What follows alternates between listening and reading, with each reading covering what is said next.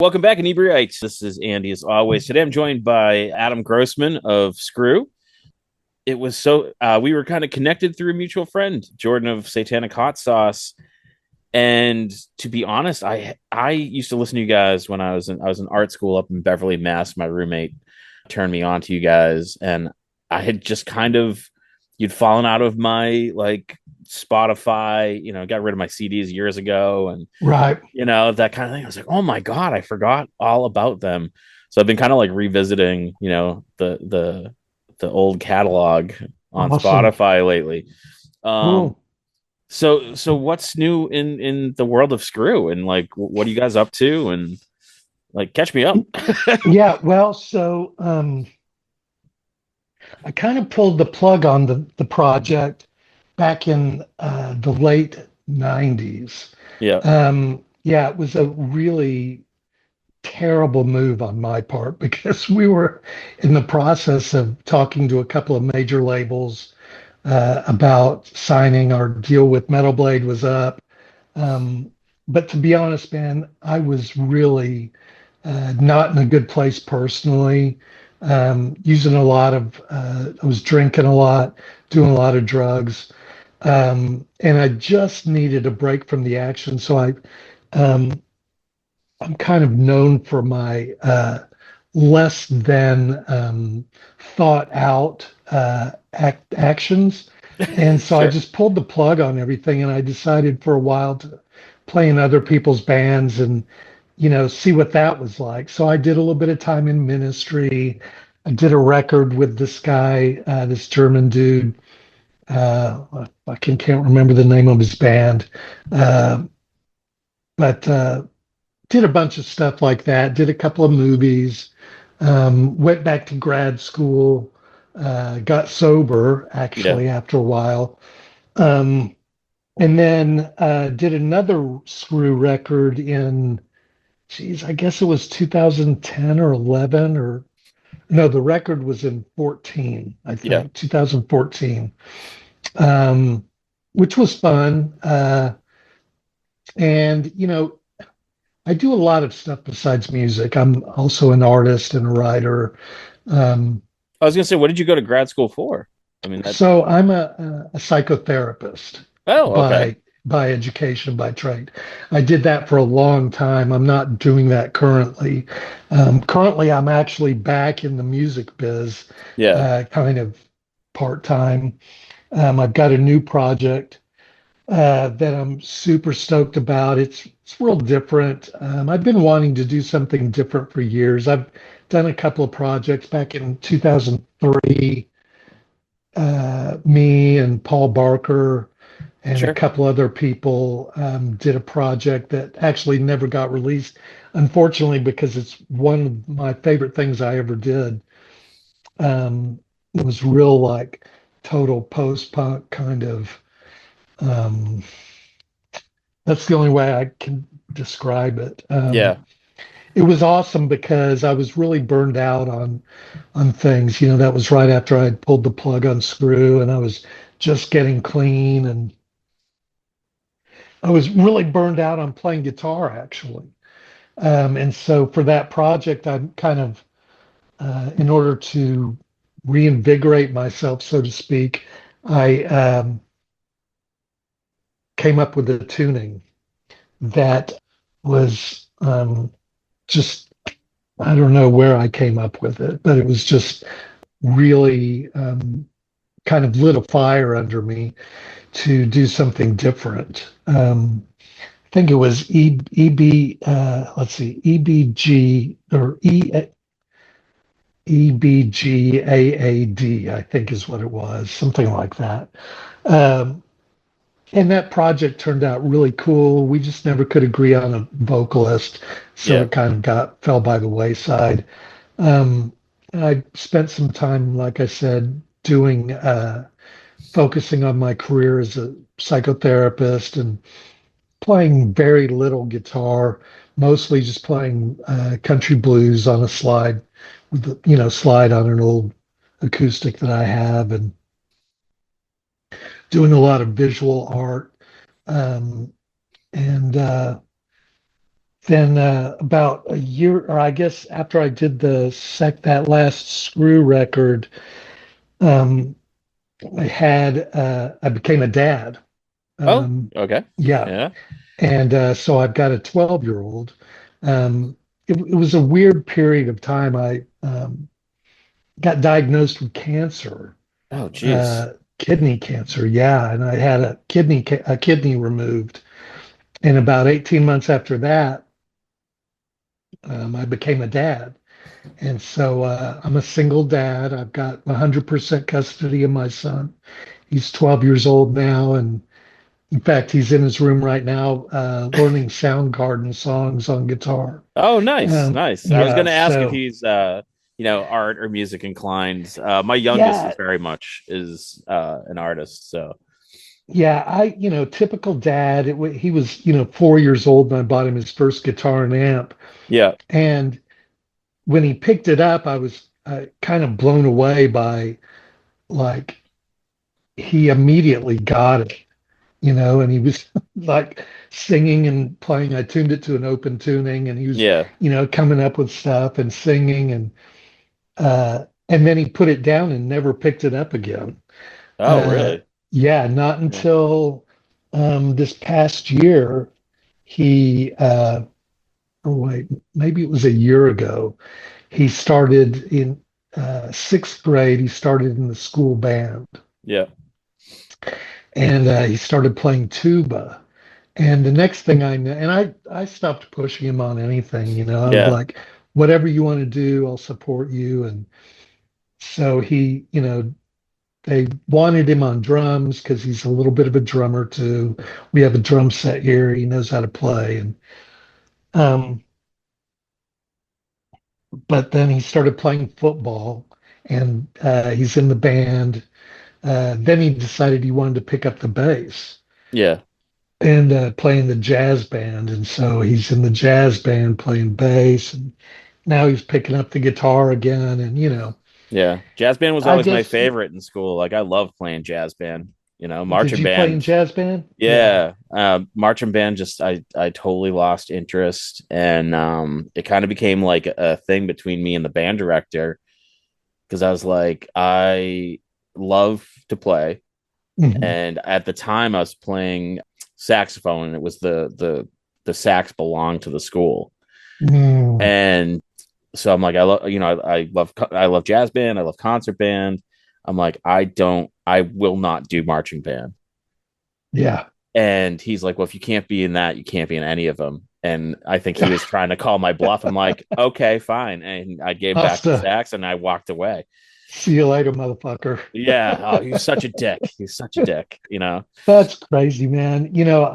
I'm super stoked at the support that the teachers that my kid has.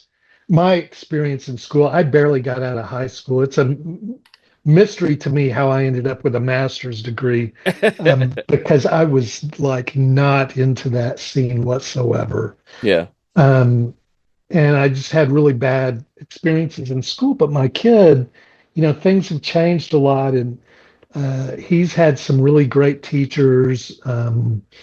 Actually, it's funny. A friend of mine who's a drummer, you may have heard of him. His name is Ray Washam. He played in Ministry. He was in Okay. Scratch Acid. Uh, he's done just a ton of stuff. He's an incredible drummer. He's a substitute at my kid's school. Oh, that's Uh, funny. yeah, yeah, yeah. So,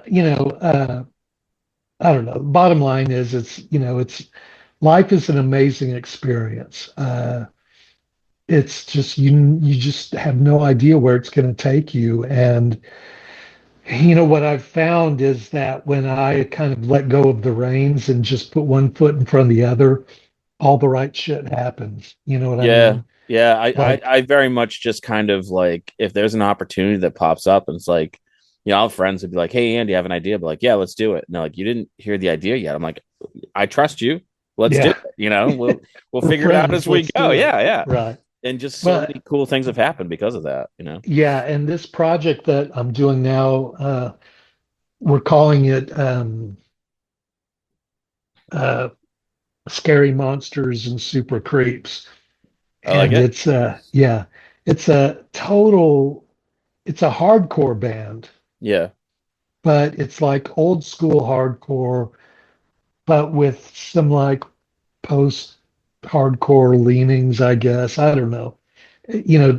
Describing genres for me has always been very difficult. It It's definitely yeah. comes from me. You know what I mean? It's very difficult, and like I stopped asking because we get like a lot of musicians on the show, and I'm Mhm. unfamiliar with their work. They're promoting their DIY whatever, and so I stopped asking like how they categorize their music because no one can answer that.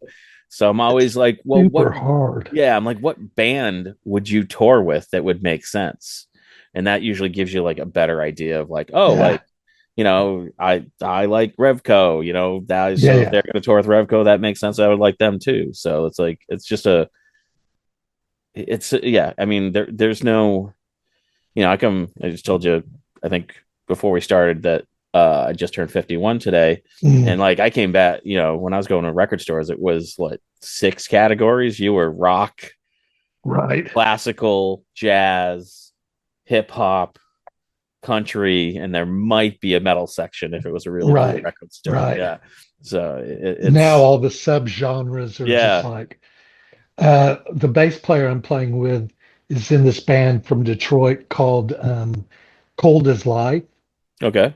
and they're a hardcore band, but when I asked him how you know, uh, they're super heavy, and he said that they said, yeah, people call us beat down.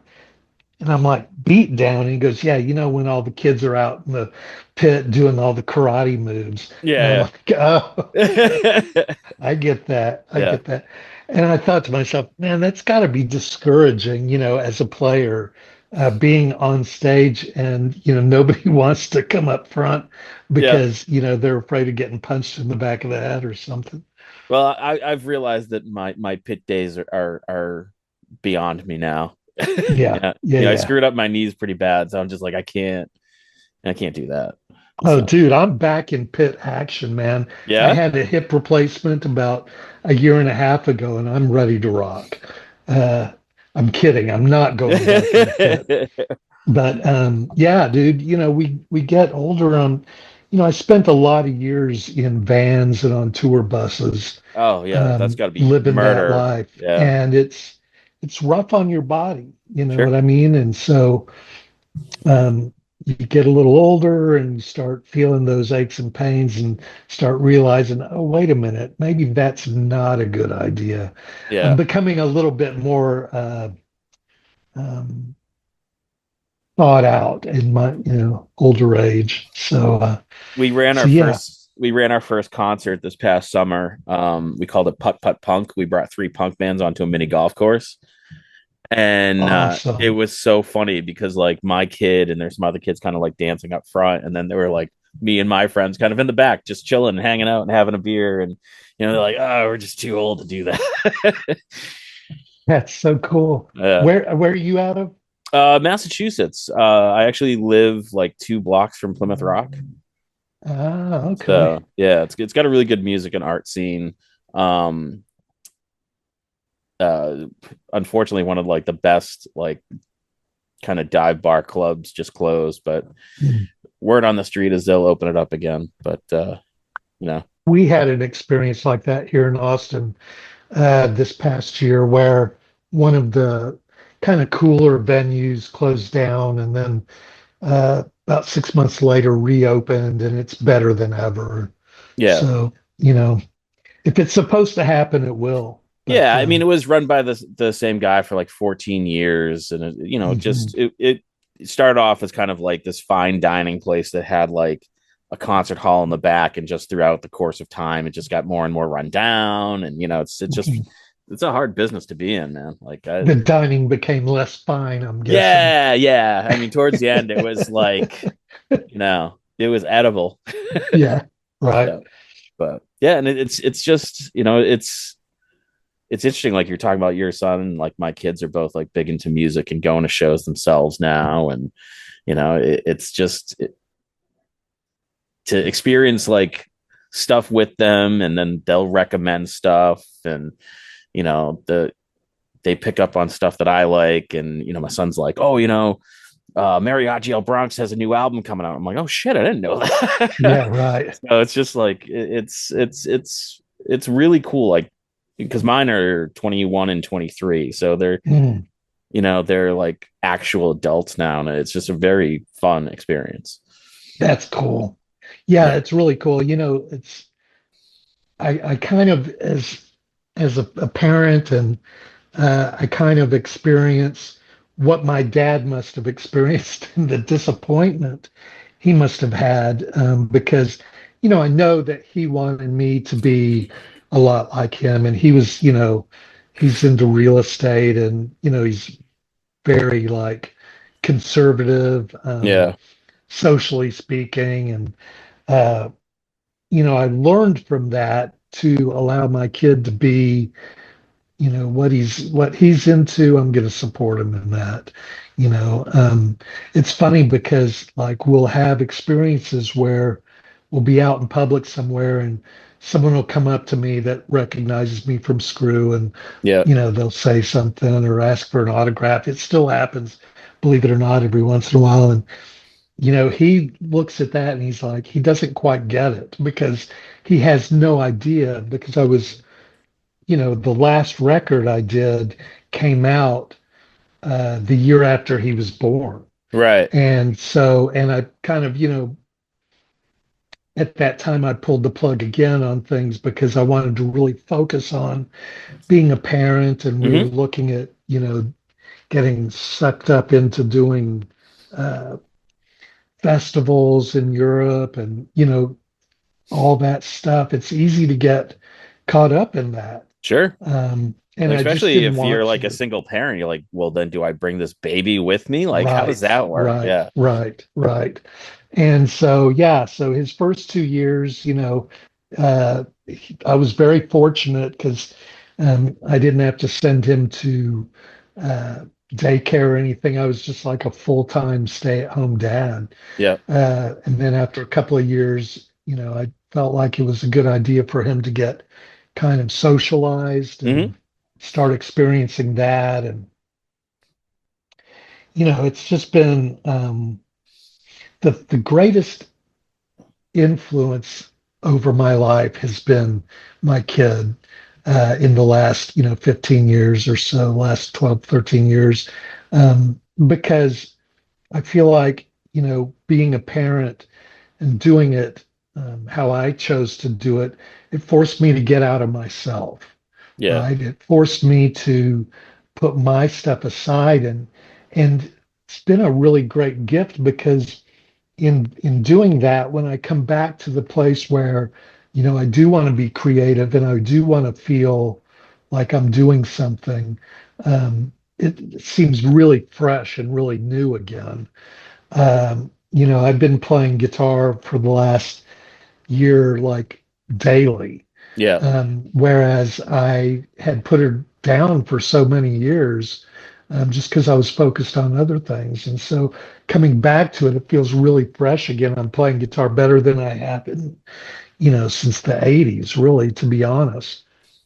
So, It's always, I don't, I mean, you said your son's learning Soundgarden songs, but even just mhm, that opportunity to create with your child. Like a couple of years ago, a friend of mine bought this house, and it had a pool, and they took the diving board off, and they're like, can you make this an art piece so we can hang it in the pool area? And I was like, yeah, but I want Zoe to help me. And so like I got to work on it with my youngest, and like create this art piece with them.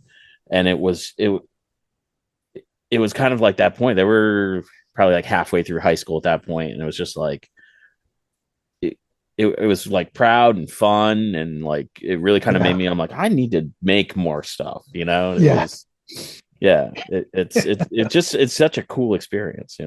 yeah, it is. It is. I mean, and to, whether there's, even when he's doing things like his own thing, like he's really into video games and Yep. tech. I mean, when he was an infant, he would get a building block in his hand and he'd do like this on it because he saw his mom. I am Yeah. like so not tech oriented. Phones, all of that are just like, it's just not me, which is strange because I've been making music on computers since like the late 80s. Right. Yeah. Um, but yeah, I'm not very tech oriented. But to watch him do things and then see, a little piece of myself in that, Hmm. it's crazy. Yeah. Like it's so crazy. Um, actually, he's the hot sauce, that Oh, yeah. stuff that we got a bottle of it. And I love hot sauce. I just can't eat it like I used to. Sure. Yeah. Um, but my kid puts it on everything and just loves it. Just Yeah. loves it. That's awesome. Yeah. Yeah. There's just so, and like, then they start to develop their personality and sense of humor. And so my youngest works at like this sign making print, like not like a 1 day print, but they'll do like signs and banners and t-shirts and stuff. Mhm. And so for my birthday, they gave me a t-shirt and it had the AARP logo, but the P is all like punk rocked out, and underneath it says American Association for Retired Punks. That's And awesome. I'm like, that's amazing. We need to sell these. These are fantastic, Yeah, you that's know. awesome. So it's just like they're so when they're so quirky, and you're like, oh my, I like you're your own person, but I see so much of myself in the two of Right, them, and it's it's right. it's crazy. So, but Yeah, it's cool. It's cool. Yeah, Boris, my son, is just kind of starting to inquire about Skrew and about, the stuff that I did back in the 90s and even my prior stuff with the band called Anchor Watt, which was mhm. also signed to Metal Blade, was kind of more of a crossover um, But that was the thing. Like the metal. '90s is like there, everyone was in like 15 different bands. Yeah, You yeah, know, yeah. like you mentioned Paul Right. Barker, and I'm like, oh, he was in Revco, but I think wasn't he in Lead into Gold too? And Yeah, Lead to yeah, Gold, yeah, Ministry, yep. Thousand Homo DJs. Oh, right, yep, Yeah, yeah, yeah. yeah. That's But yeah, so it's interesting kind of answering questions from him about that stuff and it kind of forces me to revisit it too because I'll be honest, I don't really go back and listen. I mean, someone re-released one of the Skrew records this past year yeah, on vinyl, asked me to write something about it, and before I could write something about it, I had to go back and listen to it again. I hadn't listened to it in forever, and I've kind of had a renewed interest in what it was. Like yeah, it brought back a lot of stuff, and it was really interesting. And in fact, there was a plan to do a new Skrew record this past year that I was working on with a couple of friends, all electronic. yeah, And we started working, and then this other project came up, and I have to be honest, um, I'm a little bit more interested in that right now. So there may be a new Skrew record in the next year or so. Uh, that but for the time being I'm like really focused on this hardcore band and Do you have like a an idea of like when there'll be a release for that, or no, we're no? so far from that. Yeah, Yeah, right now, like both actually the Screw album, there was we did kind of to wet our whistle a little bit and get together. One of the guys that I was working with on it had been a sound man for Skrew in back in the 90s yeah, for a couple of years, and we kind of in order to just get our feet wet, we did a couple of remixes for some friends, and it came out so good. Everything just working together was like it was crazy how I don't know, things just kind of came together. And then we both kind of uh, had to, he went through some stuff, had to take a little break from the action. And while he was doing that, um, I kind of got this other project started. And, so we're Yeah. hoping to kind of reconvene at some point later in the year. I want to get this band up and rolling. And we've got like 7 songs Nice. so far that we're working on. Most of them are keepers. Well, I've written probably 12 songs, 7 of which are keepers. Yeah. So yeah, things are staying busy. And How is the experience writing music now that you're sober? Do you find it easier, harder, or is there a change at all? Or um, most of the time that I did both Anchor Watt and Skrew, I was sober. I oh, got okay. sober the first time when I was like in my early 20s. And, it's amazing because I had been in bands like when I was a teenager, I was in bands that opened up for like Minor Threat Yeah. and stuff like that. That's kind of the scene I came up in. And, I have to admit that the drinking and the drugging was just as important as the music was in those Yeah. days. And that kind of got me in trouble. Um, and once I got sober, I started, realizing, oh, all of that shit that I was battling against inside subconsciously, Hmm. I can take that and create from it as opposed to, having a destructive experience of life. I can have a constructive experience of life. And that's really where my creativity kind of took off. That's when, in all aspects of my life, my undergrad degree was in film. I was really into experimental film and did a lot of cool stuff back in the day. And,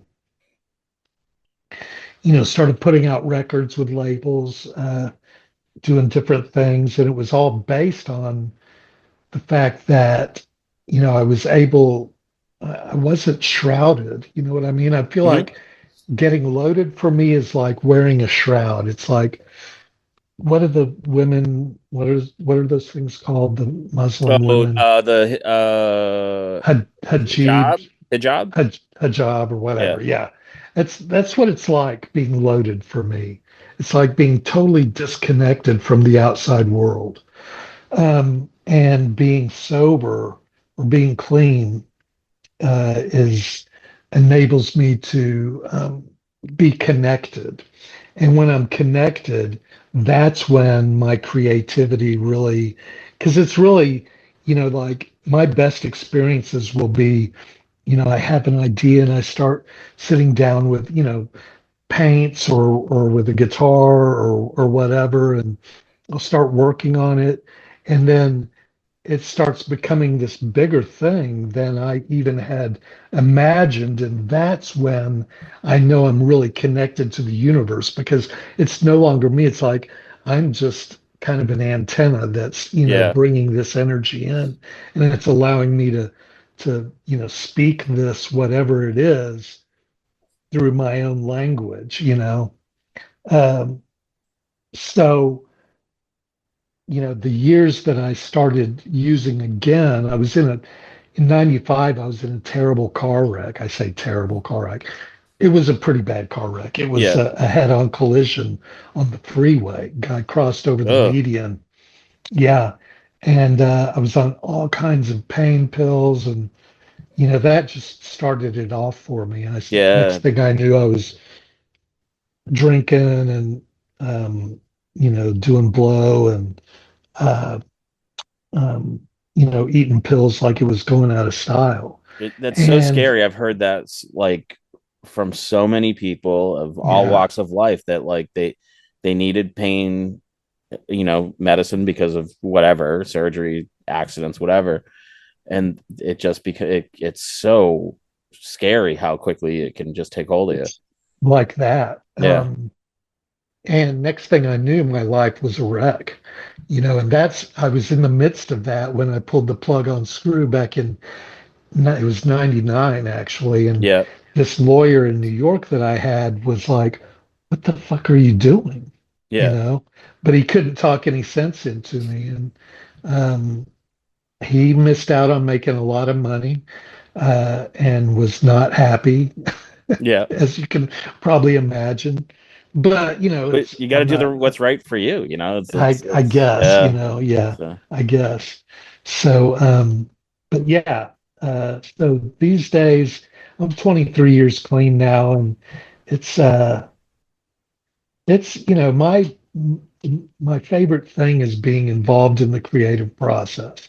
I mean, besides being a dad and besides like doing basic things like meditation and exercise, things that I need to keep my foundation happening. Um, the creative process is just where it's at, man. You know what I mean? It's like oh yeah. that is the ultimate. It's just getting lost in that process. Is to me that's why I write every day. Every day I write. You Yeah. know. And that's I mean, that's kind of where this podcast came from. And it's my favorite thing to do, and why I surround myself with creative people is, whether you're talking to Jordan about, hot sauce and be like, hey, what do you think about this idea? And, I have a bunch of stand up comic friends, and they'd be like, oh, I have this new joke. And I'd be like, oh, what if you add this tag to it? And just, that collaborative, you know, this podcast is because, no matter what you create in, we're kind of all cut from the same cloth. Like, whether Mhm. you're making $1 million at it or not making anything, you still have to do it. It's like, Right. and I've heard multiple people talk about that feeling of like being an antenna, and they're like, I don't know where it comes from. It just comes, it's not me, it just comes from somewhere. And Right. it's Right. it's very meditative, and it's when it's clicking, there's nothing like it's Yeah. I mean, when I got my first recording contract, I had no idea. You know what I mean? Like, that was not the intention. yeah. The intention was just to play, just to be in a rehearsal room or a bedroom, a garage, whatever, Yeah. and just to play. And then, oh, we could do some shows. Okay, that's cool. Next thing you know, you've got people wanting demo tapes. I didn't even know what a demo tape was. You know what I mean?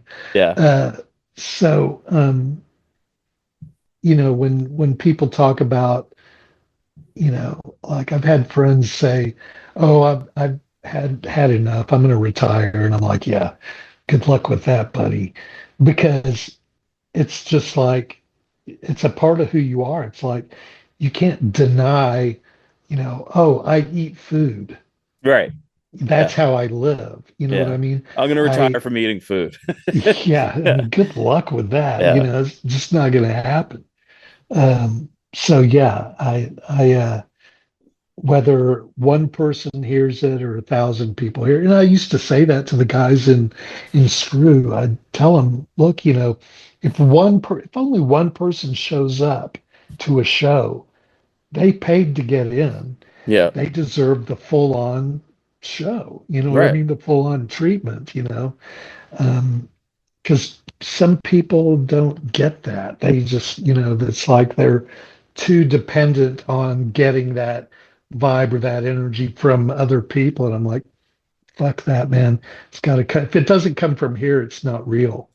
In my thing is because we run all sorts of different, art workshops and stuff like that. And I'm like, you don't know. Okay, so you sold 4 tickets or whatever. You don't know who Mhm. those 4 people are. Right. They could be from a different event space that is coming to see what you're about. Or, we've gotten corporate clients from people who just happen across us. And, it's Mhm. like you can't, and it's tough. I mean, everybody phones it in once in a while, but you can't phone it in because you just don't know who that person is sitting there. And, it's it's also helps that, having a creative job is a lot of fun. Oh my God. Like my friends are always like, you work constantly. I'm like, yeah, but it never feels like work, But like, does it really work? yeah, it's like half the time I'm like, I can't believe you're paying me to do this. Yeah. So it's like Yeah. that's the part where it's like, I feel like I'm getting it over on someone else because I'm like, I would have done Right. this for free, you know, Right. Right. you know. Don't tell them that though. Yeah. I'll Yeah, edit no, I'll edit that part out of the podcast. I get it. It's I feel fortunate to have a passion that's not dependent upon anything else. I mean, I can remember when my kid was really little and I'd get those sidewalk chalks for him. Hmm. And we'd go outside and, we'd draw shit on the sidewalk. And, sometimes that was satisfying enough for me for that day. You know what Yeah. I mean? To exercise just even that amount of creativity. Um, it's or I've been infamous for the amount of photos and video clips I take of my kid, or I took of my kid. He's less enthused about it now that he's Yeah. entered puberty, but um, and doing stuff with that, and um, it's just, using that aspect of who I am in all aspects of my life enables me to, I think, have a better experience of life than the average person. Yeah. Yeah, for sure. And it's like, I know you talked about like your father. My parents, I can't complain about them, but it's just like they never understood that kind of personality. My father was very blue collar. Mm, My mother was a nurse, so neither of them were like in a creative field or really understood. And they tried, right, um, but it's just like they never got that, and there was always that kind of like disconnect where they're like, oh, he's doing his thing, I guess, and hope we'll support him. He's going to go to art school, but maybe you should have a fallback or whatever. And I'm just headlong being like, don't worry about it, I'll make it work. And and so now with my kids, it's just like, yeah, I especially now when they're in their 20s, I'm like, now's when you should try stuff. You have plenty of right, time to correct right, course correct. So give it a right. try. If you want to Yeah. start a band. Yeah, It's that idea of getting out of high school and then suddenly knowing what you want to be when you grow up, it's like, what the fuck? Who came up with that idea? yeah, Because yeah, it exactly. was a long time before I thought of anything other than, you know, it was a huge deal for me. I wanted to go to art school when I graduated high school. I took a couple years off and then I decided I wanted to go to art school, and it was like my family was like, well, we're not paying for that, Yeah. we're not paying for you to be a starving artist. So I kind of took it around uh, the backside and said, well, what about film school? Because we had family that was in the film business in Oh, LA. okay. Yeah. And they were like, oh, well, that's a different story. Okay, well, That's so funny. yeah, I mean, Yeah. you do the best you can do. I mean, my kid, like I said, if he wants to go to tap dancing school, man, I'll sell, whatever I need to Yeah. do to send him there, or or I don't know. He's really good at in school, like with arithmetic and science, and like he just gets all this stuff, and it's mind blowing to me. So I'm excited. I can't wait to see what he wants to do. Yeah. That's it's people are always like, oh, 5, that's a fun age, or 10, that's fun. I'm like, I've had fun with them at every age, and it's Yeah, totally different. yeah, And they're never not fun. yeah, So I'm just, they're really great people, and I'm really lucky, you know. yeah. Because I'm the opposite. I'm the weekend dad. So it's like people are like, oh, your kids are so good. I'm like, yeah, I don't know if I can take credit for that. Like I have to give credit where credit's due. Their mom has them the vast majority of the time. Mm, I'm just the fun guy, hmm. you know.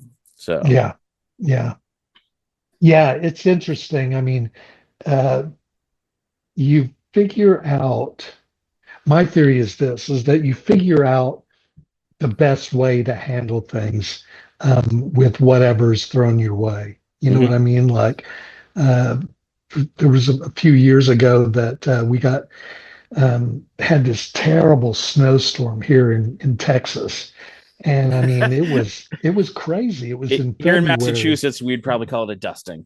Well, yeah, you're probably right, but I mean, for 2 weeks we had no electricity, and Yeah, we were, freezing our asses off. We had no water, and me and the kid, we figured shit out, and yeah, we had a blast throughout it. You know what I mean? We definitely were not victims. yeah, We just made the most of it. And I think, that's more than just survival. That's real living. You know what yeah. I mean? And that, weirdly, those tend to become the memories that like really stick with you. It's like you'll go on a nice vacation to Disney, whatever, and you won't Hmm. forget about it. But then like the story that you tell people at parties is That's right. the time that we made up a game and we did this, and like that's the story. Like that's Yeah. the interesting part. When you go away Yeah. to shake Mickey Mouse hand, yeah, everyone fucking does that. Who gives a shit?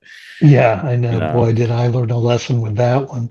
We did that last summer. I spent a fucking fortune and I was just like, wow, this is such a ripoff.